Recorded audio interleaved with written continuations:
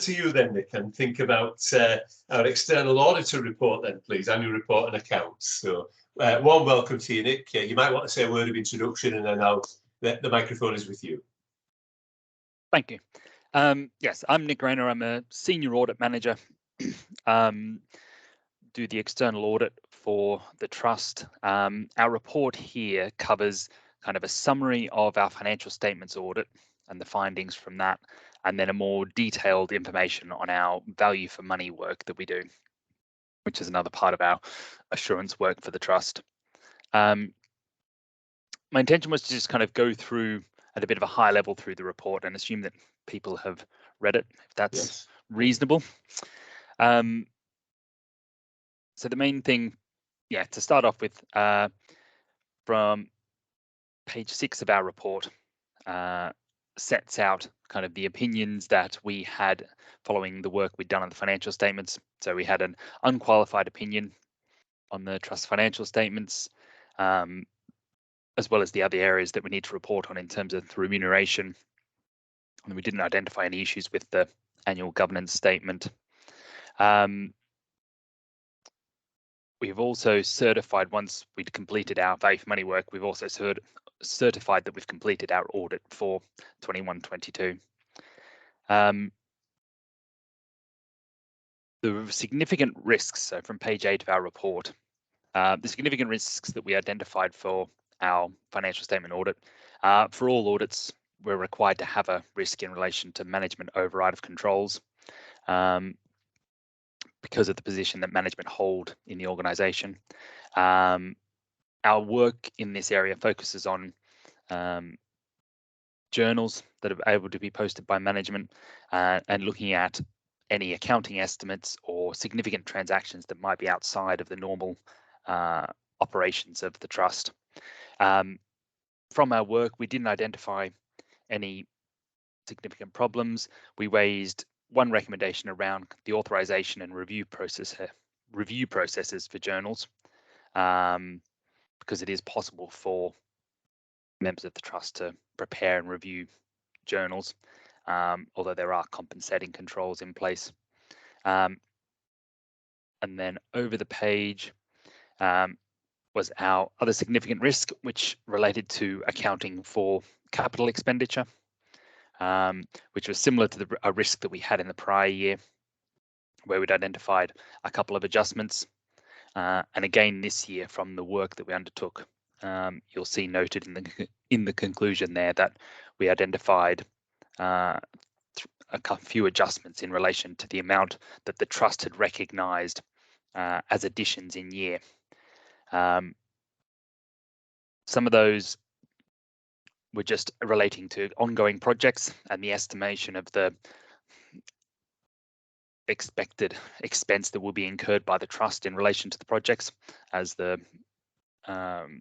parts of the project are still ongoing, and just the point there is just around the timing of the recognition and whether it was correct to recognise the balances within these financial statements or in subsequent years when the expenditure is more certain.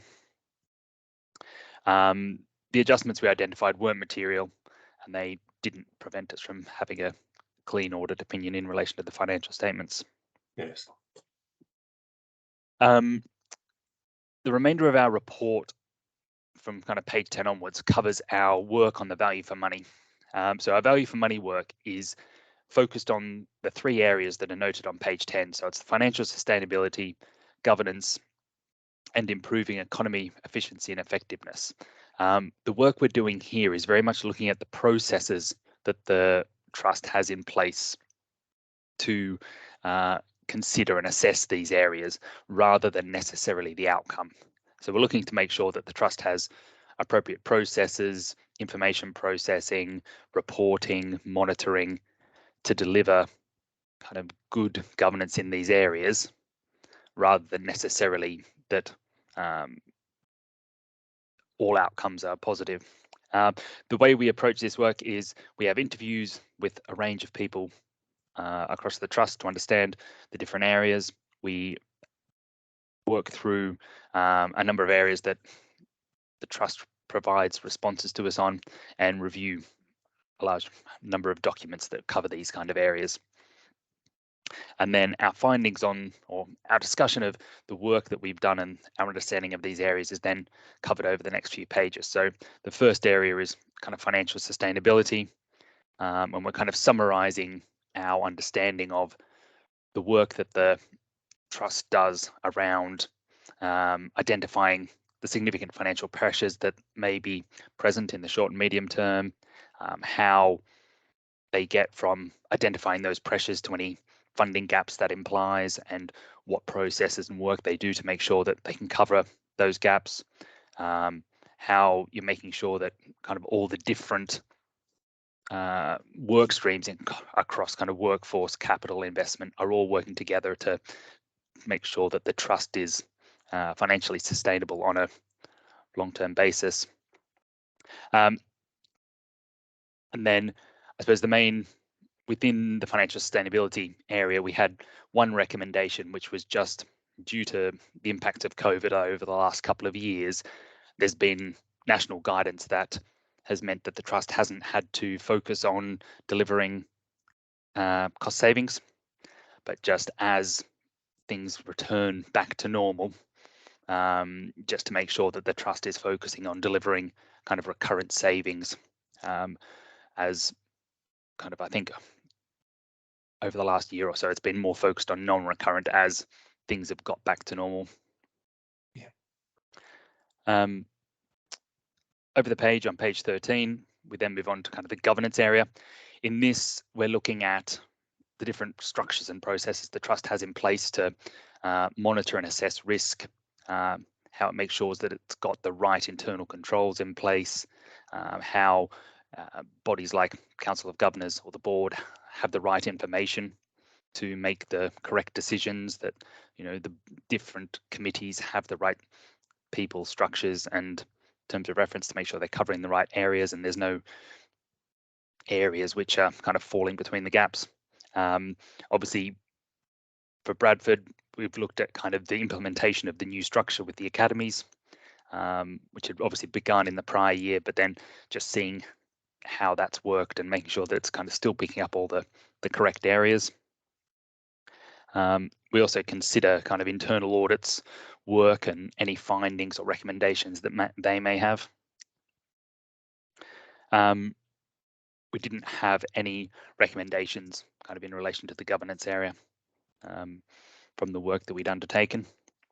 And then over the page, on page 15, the final area that we cover is looking at trust's arrangements for improving economy efficiency and effectiveness. And so this is kind of how the trust takes the various sources of information it might have, benchmarking other areas, to look at where across the trust's operations they may be able to improve how they do things, and the cost of delivering the various services.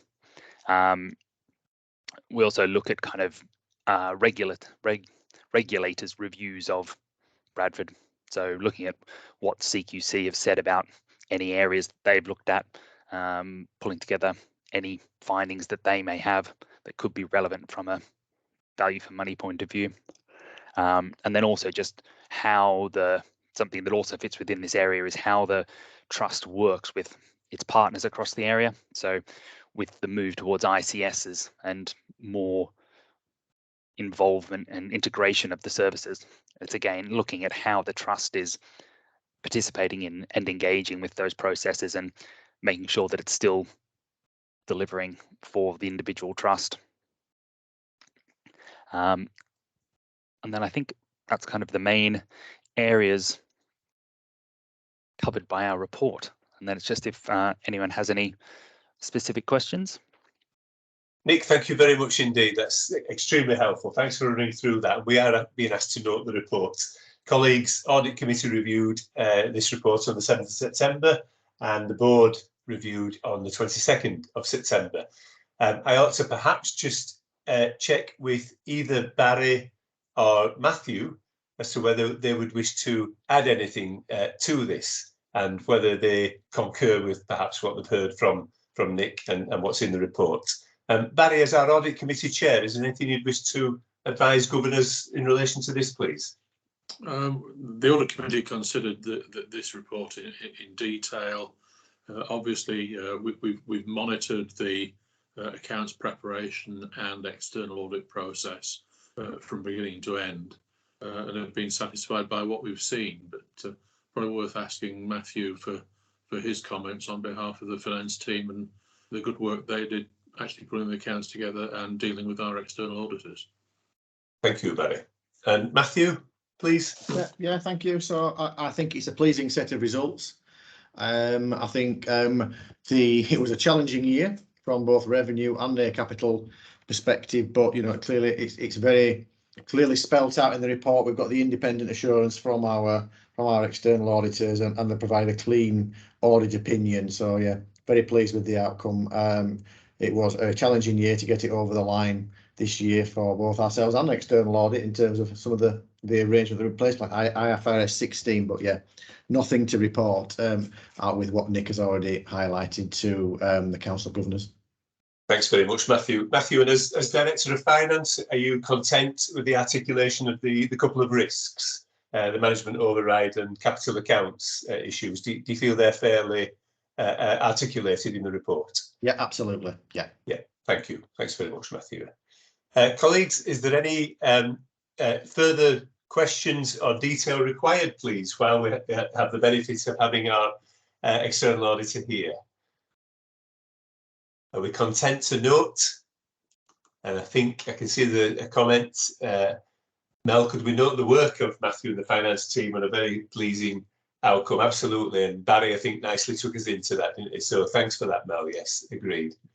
Yeah. So it's that's kind of positive news, really, isn't it? And it's good to have Nick here just outlining the detail that we require. So I do appreciate that, Nick, and thank you for hanging on during the course of this meeting. It's been, as ever, a really interesting operational discussions about how we're doing as a trust. We have an appropriately interested team of governors wanting to seek detail. So, yeah. Okay, and if there are no questions, we're content to note. I'm taking that. I think we are. Nick, I will thank you for your attendance and very much appreciated. And colleagues, Council of Governors, we have noted this report. So Nick, thank you very much for joining us and for holding on. Much appreciated. Thank you. Cheers, all the best. That's great. Thanks, everybody. And like I say, I was keen to, especially given Nick having the microphone, for Barry and Matthew to be able to just say anything they would have wished to say, and I'm pleased that they concur with the nature of the report. So that's good news. Thanks, everybody.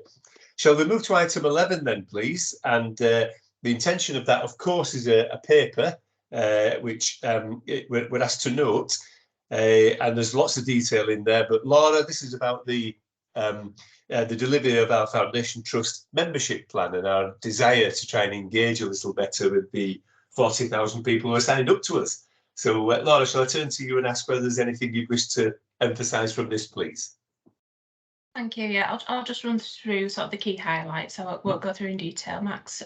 So the membership plan was approved through the board and the council in late 2021. It covers 3 broad themes. So it's about how we engage with our members, how we communicate with our members, and how we can recruit a membership that's representative of our population. So they're sort of the 3 themes. We set up a group to oversee the delivery of the plan. And the membership of that group includes 2 of our governors, Khalid and Raquel, one of our non-execs, Julie, our head of equality, diversity and inclusion, and our patient engagement officer. The group's met 3 times during this year, and it's agreed some target dates for the delivery of the actions in the plan, as well as the 3 ambitions. So we've kind of set ourselves 3 targets. So that's to increase the number of members for whom we've got an email address by 1,000. Because although, as you said, we've got about 40,000 emails, we've only got about 3,000 to 4,000 of those with an email address. And obviously that helps us to keep in regular contact if we have that. Another target is to recruit 100 new members from the Keighley constituency and 100 new members who are aged between 16 to 22, as those sort of 2 groups are particularly underrepresented at the moment. The full plan's attached Appendix 1 to the paper, so I won't go through that in detail. We've included some of the key sort of actions that we've taken so far in the cover paper. So that is things like increasing the communications that we've done internally around our staff governors to raise awareness. We've developed a governor toolkit to support our governors in engaging with members and the public, and that's going to be circulated shortly. And we've also sent a mailing to the members that we don't have an email address for, so around 35,000 or so, and we've asked them to let us have their email address if they have one. Of course, we've also said if they're not able to communicate with us in that way, if they want to continue receiving hard copies, just to let us know, because obviously we understand not everybody has that option. The position around our membership, so the current position that's attached to Appendix 2. Unfortunately, we haven't sort of made the progress we'd want to so far. I think it's going to sort of take a bit longer to have the impact, because a membership is quite a moving feast. So whereas we might increase the members, obviously all the time there are members sort of leaving as well for various reasons. So obviously we'll continue to monitor that and sort of take additional actions where we need to. And governors are just asked to update, note the update presented. And if any more governors would like to join the delivery group, we'd be happy to have you on board. So please let us know if you want to join that group and work with us. And I'll leave it there. Happy to take any questions. Thank you very much indeed, Laura. That's really helpful. And Khalid, Raquel, and of course Julie, as a non-exec director, can I express my thanks, sincere thanks, for the work you're doing there? And may I ask whether was there anything you would have wanted to add to that summary, or indeed to the paper? And if I hear nothing, I'll assume that you are content with the... covered everything. Thank you very much. Thank you, Khalid. Thank you. Yeah, that's great. And Raquel and Julie, I'll assume you're happy with the summary provided by Laura. That's really helpful. And happy, yes. Yeah, thank you. Cheers, Julie. Yeah. Okay, that's great. So, well, thanks for what's being done there. And of course, we note the update, which is the request of council. This is good stuff. And yeah, I recognise your point, Laura, about not everybody can access online, but I think many more can of the 40,000 we've got. So it's great. Pleased to see the intentions to try and access younger members as well, which would be great. I noticed that 28% of our members are over 60 years old. Now, that's not inappropriate. We're an ageing population, of course, but it would be nice to see a higher proportion of younger members, perhaps. So great stuff. Okay, thanks everybody for what's been done, and we do note the progress. Thank you. Moving to item 12, which is the Governor's Nomination and Remuneration Committee report. May I ask whether, is it Dermot? Dermot, do you intend to present this paper, please? Anything you'd wish to bring to our attention? Sorry, Max, can you just repeat which paper this one is? This is the Governor's NRC report. It's you that's shown as the presented by, but if you weren't ready for that, I can turn. Sorry, no, I wasn't ready. That you can come back to me in a moment if you could. That'd be great. That'd be helpful. Yeah, no, that's absolutely fine. Yeah. What's the paper ID? Number 12. 12. Okay, give me a moment, and I'll. Yeah, of course. Yeah. Yeah, I'll dig that one out. Yeah. Well, I'll deal with item 13 anyway, which is simply to advise council of the outcome of the non-exec director appraisals process. I touched on this at the beginning. I would ask you to be assured that the process has been undertaken in line with that agreed by the council, which is reviewed every year. And there were some minor amendments. And may I say that to governors that one of the recent amendments I think was a very encouraging one. And it was a suggestion from governors that, Max, could we seek to try and articulate the impact that non-exec directors may be having within the trust? And that was a good point. There was no attempt previously, of course, it's part of the discussions we have, to articulate and record that. And that's been part of the discussions I've had this time. I can confirm, having completed appraisal discussions with all 8 non-executive directors in accordance with the policy set, I've still got the paperwork to complete, which I will be on with right away. Within the next week, I'll have done that. And I offer our non-executive opportunities the opportunity to review the final appraisal document and to advise me if they're happy with it or if there's any issues with it. So I've completed them all, is what I'm saying. Just got the paperwork to finish, and that's what we're on with. And thank you to governors for the suggestion of seeking to try and articulate and record the impact of non-exec directors. What I should say about that, just to finish, is that we will provide a report to the Nominations and Remuneration Committee regarding the outcome, and in particular, trying to identify some of the impact.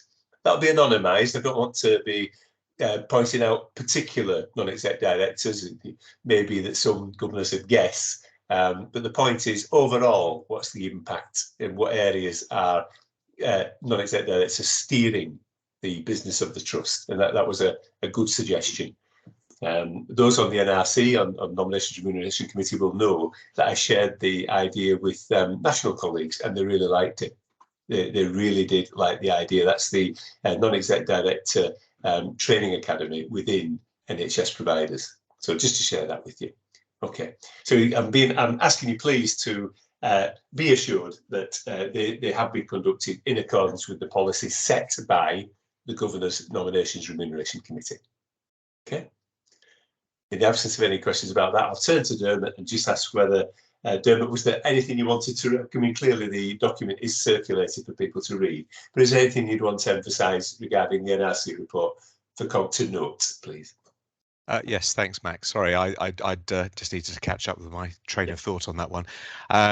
Yeah, so I think it was Laura and Jackie and the team were looking at, I'm not sure where the original impetus for this came from, looking at a proposed process, the removal of a NED or chair from the trust. I don't think it's prompted by any particular bad behaviour. You'll be pleased to know. It was more about having all our ducks in a row and making sure we have processes in place. And it was a great first draft, considering that nobody appears to have any documentation or processes in place around this, which was quite surprising. So there's been some research done in terms of commercial stuff as well. I think looking at elsewhere, where else can we find it? I think it was quite an interesting session because we dissected it at quite a constructive basis. We really looked at it in some detail, and there were some key points around. It should be more a process that should consider disciplinary action as a whole, really, rather than just a move straight to a process for pure removal. It may well be that there is a conflict of interest or something that warrants some examination and sanction, but not necessarily removal. You know, it could. So we went into some detail on that, and I think Laura found it helpful. Some guidance there, but you know, it really was a case of finding what we could, looking a little bit further as well and making it a little bit wider than just the process of purely a removal. But we're, you know, cutting edge again, I think, here, Bradford, looking at something that isn't available elsewhere, and this is all about ensuring that the governance processes are in place. And this is constantly reviewing our approach to things and looking at the what ifs. So I commend the governance team on doing the work on this. I think it was a really good opportunity in committee, and NRC can sometimes it can be, you know, kind of dry work, but this was really interesting. I think we had some good engagement on that. So that's really what I wanted to say. You know, and we also looked at the remuneration review and things, and we looked at the data and figures on that. And as things stand, we're you know, continuing as normal in that regard. Thanks very much, Dermot. There we are. Indeed. Thank you, Dermot. And given the sensitivity of that, there is an ask at closed board in relation to that. But I'm glad you've linked the fact that Nominations and Remuneration Committee have reviewed the proposals. So, yeah, and received data to support the decision. Thank you very much, Dermot. Yeah. Does anybody have any questions arising from the NRC report? Be content to note that. It's a well-functioning, important committee of governors. So thanks, everybody. Thanks for everything you do. And in closing this open meeting, we didn't have any other matters, but of course I'll pause for a second and see whether there's any further questions. I will just turn to our colleague Barry, because of course a lot of the discussions have been around academy business, and we ought, as ever, just to give Barry a few moments to advise governors of anything he would wish to that arises from work within the audit committee in closing. So Barry, may I turn to you and ask whether, I realise it's the end of a longish day for a lot of colleagues, but please do advise us of anything you would wish to bring to our attention related to your role. I'll cover the ground, but I'll be brief with it. In the papers, you'll have seen a report in respect to the 26th of July Audit Committee meeting. The report is somewhat thinner than normal. I think we've learned a lesson in terms of timing that summer meeting to run it slightly later. If you remember that we were still having Audit Committee meetings in June to clear off the annual accounts, which meant there wasn't an awful lot to say in July. Since then, we've had a further meeting of the committee on the 11th of October. I've yet to report to board on that, but I can give you a sneak preview and say that there are no major issues identified in that meeting. And in terms, just one other piece of good news, in terms of internal audit activity, we had 8 completed audits, 2 of which were providing high assurance, 6 were providing significant assurance, which is a continuing trend of strong audit results reflecting on the good work of our executive management teams across the trust. I think just one other thing that I would add, as we've recognised in audit committee meetings over the last probably 18 months, the corporate governance and risk management and assurance arrangements within the trust have continued to improve. We've got in place now a new risk management strategy, a new format of board assurance framework, looking at how risks impinge upon our strategic objectives, and looking in on the work of our academies. And our next major milestone, and I think this will be a real real moment of progress and success. Laura is working now on a trust assurance map. So this is looking right across the trust and saying, well, what assurance do we need and do we have it? And this is something which will help to drive the work of executive management, of the academies, of the audit committee and the board to give us even greater assurance than we have today about the running of the trust, the management of risks and the achievement of our strategic objectives. So you'll hear more about that as we move into the new year. I think that's all I wanted to cover, Max, but I'm happy to answer any questions. Yeah, thank you very much, Barry. That's extremely helpful. And before I give any governors that wish to the last word, shall I just check whether any non-exec directors have anything further to say that's arisen during the course of the afternoon? And if not, shall I make sure that there's no outstanding queries from governors that they would wish to raise here now? But of course, we will accept those beyond the meeting as well. Yeah. Okay, that's terrific. Thank you very much. And thanks for closing that together there, Barry. That's brilliant. We meet again in January, of course, 26th of January. And that should be face-to-face. So given the winter pressures and whatever happens with COVID, we hope to meet face-to-face because we want to do that wherever we can. So at the moment, it's 1 in, 1 out in terms of online or face-to-face. Can I repeat my thanks to executive directors for the strong attendance here. Your presence improves the quality of the discussion debate and certainly the detail when required. So I'm grateful to you for giving your time up to governors and placing yourselves at their disposal for questions. But otherwise, we are at the closure of our open meeting, and myself and the governance team and those governors that can make it are going to go immediately into our closed Council of Governors meeting, which has just 2 items with some sensitivity in relation to recruitment policies and hence going to a closed meeting. We'll be talking about the search for a colleague from the School of Medicine to join us from Leeds, and we will be seeking to approve proposals regarding our remuneration for non-exec directors and the chair. So just in the interest of transparency, sharing with you all what the two matters on closed meeting will be. That's until I get into it and somebody tells me I've got a load of other business for you, Max. So we'll see if that happens. But otherwise, a really useful afternoon. Thanks everybody for the quality of the discussions. Very much appreciated. Okay, and we'll catch up with you at the next opportunities, whenever that might be. I'm sure there'll be a board meeting coming up soon. Okay, thanks everybody. That's the end of the open meeting. We'll go straight